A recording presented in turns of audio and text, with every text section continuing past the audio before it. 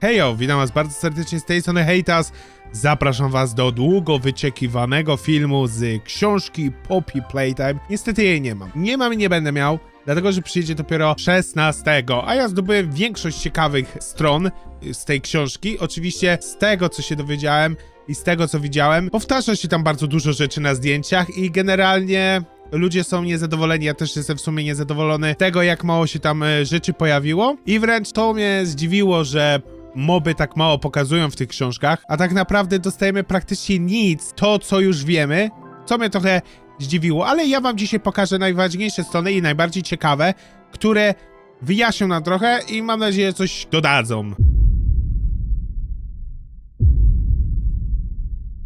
Otóż zacznijmy od pierwszej strony. Tutaj dostajemy wiadomość od niejakiego pana PW. Tak, to jest jakieś imię, nazwisko, ale my go nazwiemy Player Worker, bo tak to się może wybrzmiewać skrót, albo Playtime Worker, czyli pracownik Playtime, a tak naprawdę to wiemy, że to jest biolog i to jest gracz, to jest na 100% gracz. Otóż na pierwszej stronie mamy: otrzymałem tą książkę kilka miesięcy temu. Byłem ciekawy, co powiedzą i czego nie powiedzą, więc przeczytałem ją od deski do deski. Firma jest zabawna. W ten sposób tylko mnie wręczyli kiedyś taką książkę. I nadal nie mogę zrozumieć, dlaczego zatrudnili mnie jako biologa do badań i rozwoju w fabryce zabawek. Powiedzieli, że mam dokładnie takie umiejętności, ale nie wiedzieli, do czego dokładnie potrzebują moich umiejętności. To bardzo ciekawe, bo jeżeli zatrudnia się biologa, to raczej już od razu powinno się wiedzieć, gdzie się stosuje jego umiejętności, chyba że nie jest on takim zwykłym biologiem, za jakiego się uważa. Pracuję w Playtime od dłuższego czasu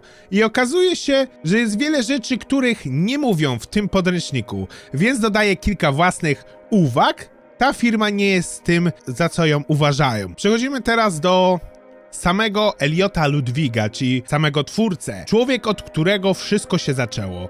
Dobry, staromodny Amerykanin, jego błyskotliwość i determinacja sprawiały, że ta firma, która jest Playtime Co., nie byłaby tutaj, gdyby nie Eliot. Jego zasmuciła nas wszystkich, ale on pozostaje inspiracją, a firma trwa w jego pamięci. Więc to można powiedzieć, że faktycznie Eliot nie żyje, tylko tutaj jest problem w tym oto notebooku, że nie podali daty śmierci Eliota, a chyba raczej tu już data powinna być. To jest delikatnie żenujące, ale na pewno możemy już skreślić teorię, że Eliot jest jakimś graczem. Eliot jest graczem, Eliot nie żyje. Kolejna strona, czyli o naszej fabryce, ale wierzymy również, że historia tej fabryki coś znaczy. Firmy przenoszą swoje fabryki za granicę, aby obniżyć koszty. Playtime Co. jest dumną amerykańską firmą i zawsze będzie produkować swoje zabawki w Stanach Zjednoczonych. Najlepszym kraju w sumie do robienia horrorów takich, wiecie, że FNAF, Poppy Playtime i Garden of... Być może słyszałeś plotki o problemach Playtime Co., że nasze zyski spadają, a nasze nowe pomysły nie działają, a nawet, że w fabryce doszło do niebezpiecznych incydentów. Miały miejsce w fabryce. Te bzdury są rozpowszechniane przez naszych rywali i niezadowolonych byłych pracowników. Byłych pracowników? Ktokolwiek został zwolniony. Chyba że Rich, ale to wtedy nie miałoby sensu, bo Rich jakby, jeżeli Rich zostałby zwolniony i mówi nieprawdę, oczernia fabrykę, to znaczy, że dwie osoby przeżyły. Ten biolog i Rich. Niezadowolonych byłych pracowników i nie wierzę w nie i nie powtarzaj ich. No, czyli nie rób tego, co oni, bo pożałujesz. Następny jest Eddie M. Ritterman, szef działu badań. Eddie pracuje nad nowymi udogodnieniami w fabryce. Nie możemy powiedzieć, nad czym pracuje. Nie zawsze mówi o tym zbyt wiele, ale jesteśmy pewni, że doprowadzi to do wielkich rzeczy. Czyli ten Eddie to jest kolejna taka postać, która tylko kilka razy się chyba pojawiła, chyba nawet 2 czy 3 razy. Kolejną osobą, którą mamy, jest to Jimmy Road, dyrektor do spraw marketingu. Na dzisiejszym zatłoczonym rynku trudno jest wyrazić swój produkt, pokazać swój produkt. Technicy marketingowego Jimmy'ego pomogły przenieść Playtime Co. na wyższy poziom. Czy jest geniuszem? Niektórzy mogą powiedzieć, że tak. Ciekawe, co tam się stało, że aż tak to poleciało do góry i jest to chyba ostatni z pracowników, z tego co jak wiem, tych ważnych. Kolejny dokument to jest właśnie o Jimmy. Jimmy jest genialny w przekonywaniu ludzi. Jest geniuszem. Wszyscy pracownicy wydają się pod jego wrażeniem, ale przypisuje sobie zasługi za wszystko. Ma obsesję na punkcie dodawania dźwięku EE na końcu imion. Kiedyś słyszałem, jak twierdził, że to był jego pomysł, aby Huggy Wuggy był niebieski. Czyli Jimmy jest takim fałszywym twórcą Huggiego Wuggiego tak naprawdę, jeżeli ma być szczery. Z pozoru wszystko wydaje się działać zgodnie ze schematem. Gęste, żylaste kończyny, które po przetestowaniu nawet wgniatają metal podczas zamachu. Zęby wystarczająco ostre, by rozłupać kość i uśmiech, który mówi, że jest w każdym calu zabawką, którą uważasz, że znasz. Jesteśmy bardzo zadowoleni z tego, jak to przebiega. Bez wątpienia jest to najlepszy produkt, jaki do tej pory powstał w ramach tej inicjatywy. Ma dobrą inteligencję i robi to, co mu się każe, więc wdrożyliśmy go do pracy. Może ukrywać się na widoku, może obserwować. Odwiedzający mogliby przejść obok niego i nie byliby nieświadomi o jego prawdziwej naturze. I teraz mamy Huggiego Wuggiego. Huggy Wuggy wygląda on tak dziwnie trochę. Czy podkładki Vectro działają, oczy są niedaleko ust, znajdują się odpowiedniej odległości, czy ręce i nogi Huggiego Wuggiego są równej długości. On był w ogóle częścią projektu Bigger Buddies. Dalej mamy Kissy Missy, czyli jego siostrę, czy tam dziewczynę, jak to można powiedzieć. Ze względu na ogromny sukces Huggy Wuggy w 1985 wprowadziliśmy na rynek Kissy Missy, żeńską wersję Huggiego. Jest ona oficjalnie lepszą połową Huggiego Wuggiego, co można powiedzieć, że jest albo jego siostrą, albo jego dziewczyną, ale należy pamiętać, że to tylko figura retoryczna. Nie powinno to oznaczać, że Huggy Wuggy jest w jakikolwiek sposób zły. Kissy Missy ma dokładnie takie same specyfikacje produktu jak Huggy Wuggy, to wiemy. Oni się tylko różnią rzęsami, idą muszką i tyle. I kolorem, i tylko tyle. Dwóch rzeczy. Wszystkie elementy Huggy i Kissy Missy są identyczni i wymienne na etapie produkcji. Nikt nigdy nie splajtował, robiąc ponownie tę samą zabawkę, ale w kolorze różowym, co? Początkowo uważaliśmy, że eksperyment 1222 był czwartą porażką, ponieważ był zbyt wrogi do pracy. Ale dokonaliśmy dokładnej obserwacji jej zachowania i zauważyliśmy, jak opiekuńcza jest wobec eksperymentów. Ma matczyną naturę, której się nie spodziewaliśmy. Zatrudniliśmy ją na stacji gier, by opiekowała się sierotami. Wydaje się iść dobrze. Jest miła dla dzieci i nie zachowuje się źle przy nich. Wydaje się, że lubi gry, a jej elastyczne kończyny mogą rozciągać się na setki stóp, co jest pomocne w utrzymaniu pod kontrolą dużego tłumu dzieci. Sieroty mają pytania o to, czym ona jest. Domyślili się, że nie jest marionetką ani osobą w garniturze. Ale zażartowaliśmy z tego i wydaje się, że przekonaliśmy ich do zaakceptowania jej. Doktor uważa, że będzie to dobre przygotowanie na to, co nastąpi później. Uruchomienie zabawki Mama z długimi nogami pomogło sierotom ogrzać się do 1222, jednak niektórzy pracownicy stacji mają obawy co do stabilności 1222. Źle reaguje, gdy ktoś oszukuje w grach i może być trudna, gdy sieroty wychodzą i nie wracają. Widziano ją również błąkającą się poza stacją gier w miejscach, w których pracownicy bez przepustki mogą ją zobaczyć. Musieliśmy opublikować ogłoszenie na ten temat. Oficjalny komunikat brzmiał, że gdyby takie pająki istniały, wszyscy byliby już martwi, co nie jest pewne, czy niektórzy pracownicy uznali to za tak uspokajające, jak się spodziewali. Dalej mamy o rodzince Mommy Longlegs, czyli będzie coś o Daddy Longlegs i Baby Longlegs. Ciekawy jestem, co takiego tutaj nam przedstawią. Wprowadziliśmy tę zabawkę na rynek w 1991 roku. Z rozciągniętymi nogami i rękami, wykonane z elastycznego plastiku, opatentowego przez Playtime Co. Fun fact, gdyby zebrać wszystkie zabawki Mommy Longlegs sprzedane od 1991 roku i związać ich nogi razem, rozciągnęłyby się aż do Księżyca, ale część łańcucha spłonęłaby w ziemskiej atmosferze, więc nie próbuj tego. Czyli one są aż tak rozciągliwe, że można nimi do Księżyca dojść. No to jest niesamowite. Teraz coś o Daddy Longlegs, czyli męskiej wersji. Zauważ, że Daddy Longlegs to męska wersja, tylko zmieniona wersja Mommy Longlegs z kapeluszem zamiast włosów. Jego części ciała i ręce mają inny kształt niż ręce mamy, więc jeśli pracujesz na linii produkcyjnej Longlegs, upewnij się, że masz zainstalowano prawidłową formę. Tego razu przypadkowo wyprodukowaliśmy partię niebieskich, długich nóg baby. Musieliśmy sprzedać je do Chin jako Lady Ice Spider. Jak to musiało komicznie wyglądać, ty. Teraz coś o Baby Longlegs, czyli tak naprawdę o najrzadszej postaci, jeżeli chodzi o Poppy Playtime. Można zauważyć, że Baby Longlegs nie ma długich nóg. Wczesna koncepcja, w której nogi rosłyby w miarę karmienia, zostały porzucone jako niewykonalne. A także jako nieco niepokojące. Rodzina jest tak ważną częścią tego, co robimy w Playtime Co. Jest sercem naszych produktów, właśnie dlatego tworzyliśmy zestaw Mommy, Longlegs and Family, która zawiera mamę z długimi nogami, tatę z długimi nogami i dziecko długie nogi i długimi nogami. To jest niesamowite.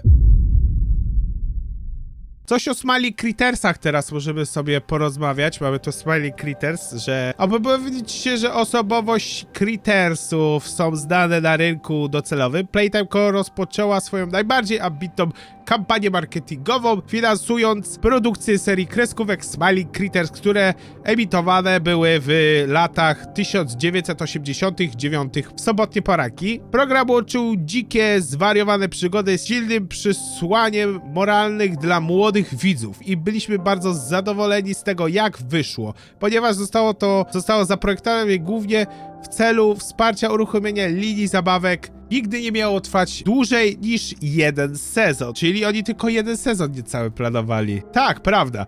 Gdyby seria był hitem, możemy się założyć, że nadal byłby emitowany do dziś, a najpopularniejsze postacie miały mieć swoje własne serie spin-off, a także filmy bezpośrednio na wideo, które okazały się trwać zaledwie 58 minut. Serial ucierpiał z powodu problemów z linią zabawek, ale sam serial też nie był lubiany. W tym celu był Catnap. Catnap miał być spokojnym, uspokajającym sercem gangu, ale widzom nie podobało się, że nigdy nic nie mówił. Odstawał od innych, jeżeli wtedy ich usypiał, Playtime Co widziało, że nie chcieli być usypiani przez niego, co wydawało się być przerażające dla dzieci. Rodzice donoszą, że kot wywołuje u dzieci koszmary senne. Seria incydentów, w których dzieci cierpiały z powodu nietypowych wzorców snu, została powiązana z nową zabawką wyprodukowaną przez firmę Playtime Co, słynącą z postaci Huggy Wuggy. W ostatnich tygodniach lekarze w całym kraju odnotowali wzrost liczby rodziców zgłaszających, że ich dzieci cierpią z powodu intensywnych koszmarów. Wydawało się, że nie ma żadnej oczywistej przyczyny, dopóki jedna rodzina zgłosiła, że problemy całkowicie ustały po tym,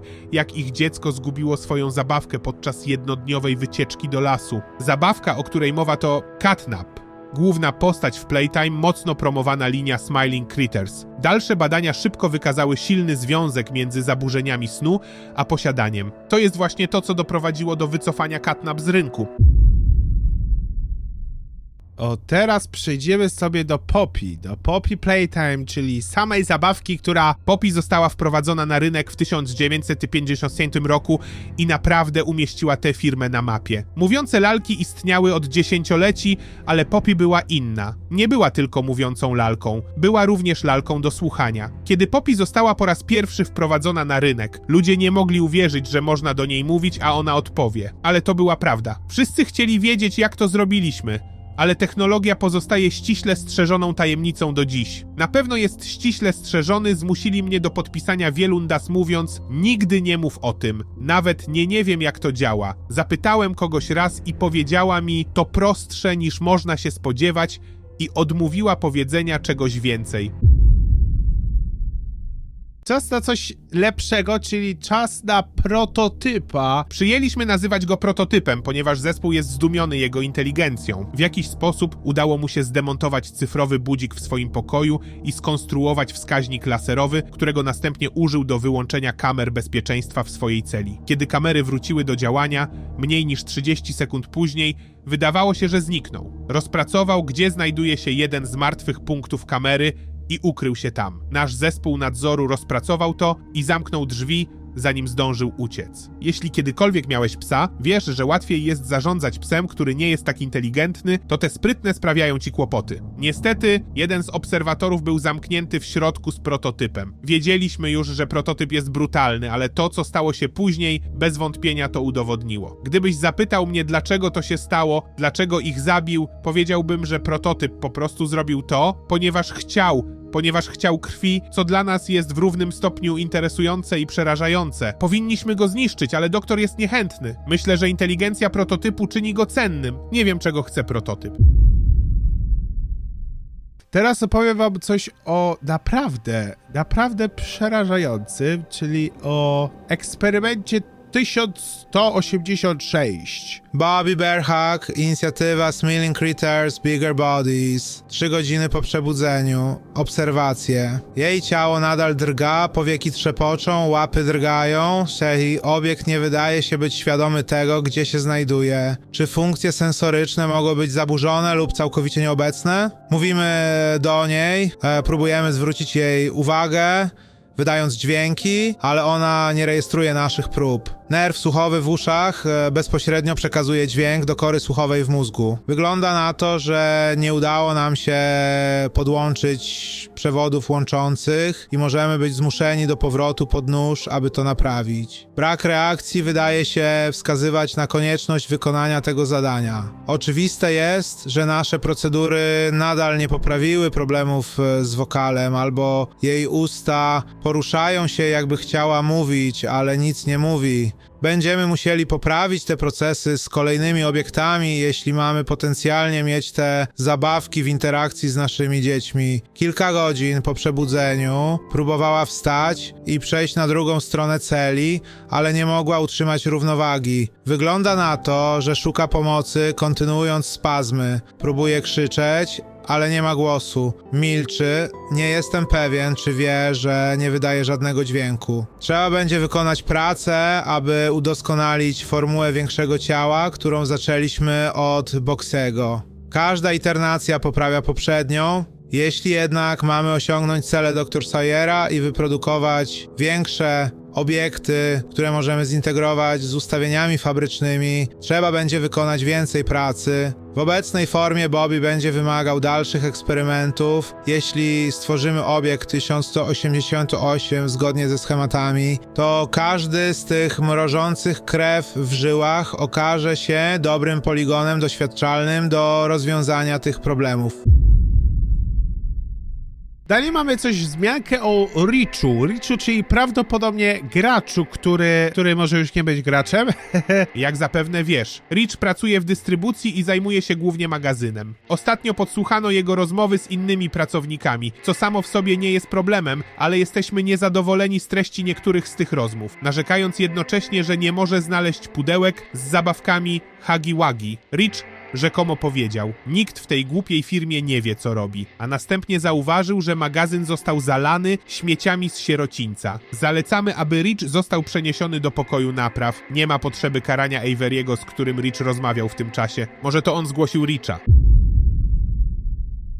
Po umieszczeniu w nowym ciele, obiekt 1188 został zamknięty, aby umożliwić mu lekki okres przystosowawczy. Jednak zespół ochrony nie zdołał odpowiednio zabezpieczyć i zamknąć jego celi. Próbowali zamknąć obiekt 1188 po tym, jak się uwolnił, i użyli kilku strzałek uspokajających, aby go ujarzmić. Ich ostateczny sukces odbył się kosztem 6 istnień, na które obiekt 1188 polował indywidualnie. Następstwa tej masakry wyglądały jak scena z horroru. Cała krew i ciała wzdłuż korytarzy, zabarwione kępkami fioletowego futra. W przyszłości musimy stworzyć bardziej rygorystyczne protokoły bezpieczeństwa dla eksperymentów. Utrata ludzi w ten sposób jest marnotrawstwem zarówno pod względem zasobów firmy, jak i cennego życia, które zostało utracone. Szanujemy znaczenie pracy i jej zamierzony wynik, ale jeśli chcemy, aby nasza praca przebiegała zgodnie z harmonogramem, nie możemy nadal dzielić jej na ocalałych i oczekiwać utrzymania tego samego tempa lub utrzymania morale. To byli nasi przyjaciele,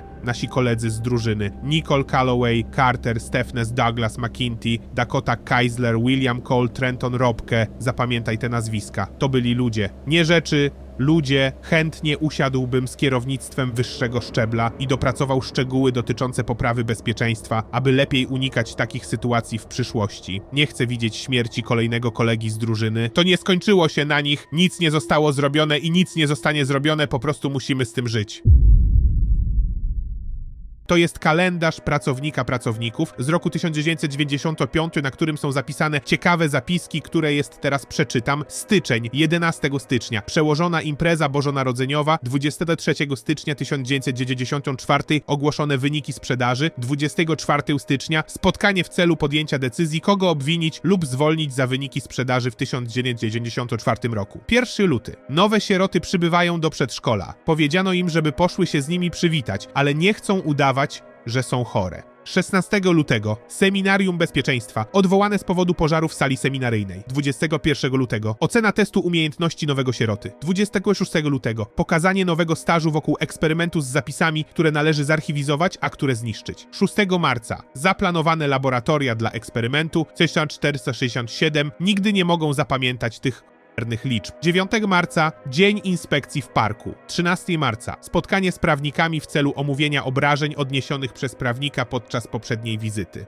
30 marca omówić plany kampanii z okazji 10. rocznicy Kisy Misy, możliwość osobistego pojawienia się, powiedzenie im, że jest to absolutnie niemożliwe. 6 kwietnia rozmowa z lokalną policją. Nie zapomnij o łapówce. 13 kwietnia podsumowanie zespołu. 17 kwietnia termin odpowiedzi na pozwy. Kazano im zaprzeczać wszystkiemu. 1 maja Seminarium Bezpieczeństwa. Odwołane z powodu wybuchu toksycznego gazu w sali seminaryjnej. 15 maja operacja. Pamiętaj o zabraniu ubrań na zmianę po tym, co wydarzyło się ostatnim razem. 16 maja. Zarezerwowany cały dzień w Porta Lounge. 26 maja. Wprowadzanie danych z doktorem Sawyerem. 9 czerwca. Demonstracja dla kupujących w sklepach z zabawkami przed świętami Bożego Narodzenia. Bardzo wysoki poziom bezpieczeństwa. 18 czerwca. Spotkanie w celu omówienia obaw personelu opieki nad dziećmi. 19 czerwca. Spotkanie w celu omówienia obaw pracowników stacji gier. 21 czerwca. Spotkanie w celu omówienia obaw pracowników do łóżka innowacji. 22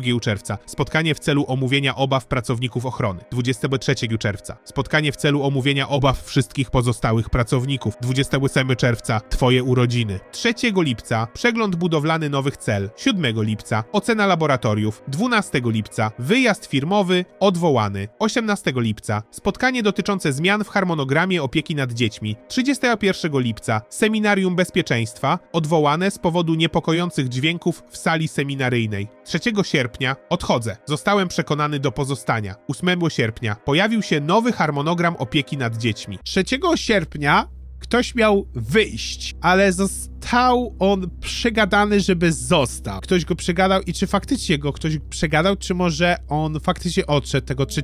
I jest tutaj coś bardzo ważnego, bo na dole możemy zauważyć, 28 czerwca są twoje urodziny. A kto mówił o urodzinach? I know when your birthday is. June 28th. Banzo Bunny w chapterze 2 mówił, że 28 są nasze urodziny. Miał swoje urodziny, a z jakiegoś dziwnego powodu w sierpniu 3 on odszedł po prostu z placówki. Nie wiadomo, co się stało właśnie, dlaczego to się stało, ale możliwe, że miał już po prostu dość i nie wiedział, że za kilka dni to miejsce przerodzi się chaos. Jeżeli wam się spodobało, zostawcie lajka w górę, komentarz. Ja się z wami żegnam. Do następnych odcinków. Cześć!